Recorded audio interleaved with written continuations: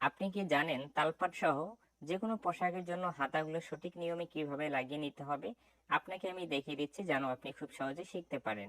তো এইখানে দুইটি হাতা নিয়েছি। দুইটি হাতার তালপাটের অংশই কিন্তু সামনের পাটের দিকে থাকবে।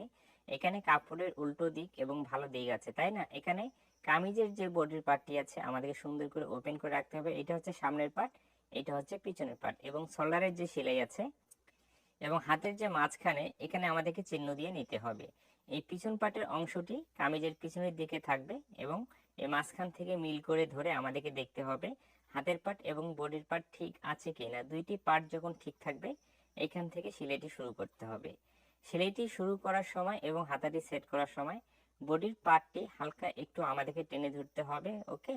এবং হাতের যে পাটটি আছে আলতো করে বসিয়ে রাখতে হবে এবং তালপাটের যে অংশটি সামনের পাটির দিকে থাকবে। কিভাবে কাটিং করতে হবে এই বিষয়ের উপরে অবশ্যই আমি ভিডিওটি দিয়ে দিব, তাহলে আপনি কাটিংটি খুব সহজে শিখে নিতে পারবেন। দেখুন হাতা লাগানোর ফিনিশিংটা কেমন হয়েছে।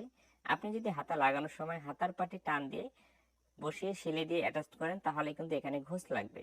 এই জন্য আমাদেরকে বডির পাটটি হালকা টেনে সেলাই করতে হবে, ওকে। এরপরে হাতের মুখে আমরা দুইটি সেলাই দিব।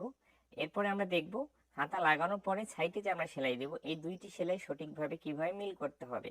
খুবই সুন্দর একটি বিষয়, আশা করি এই বিষয়টি আপনাকে শিখতে হবে, তাহলে আপনার দর্জি কাজে অনেক উপকারে আসবে।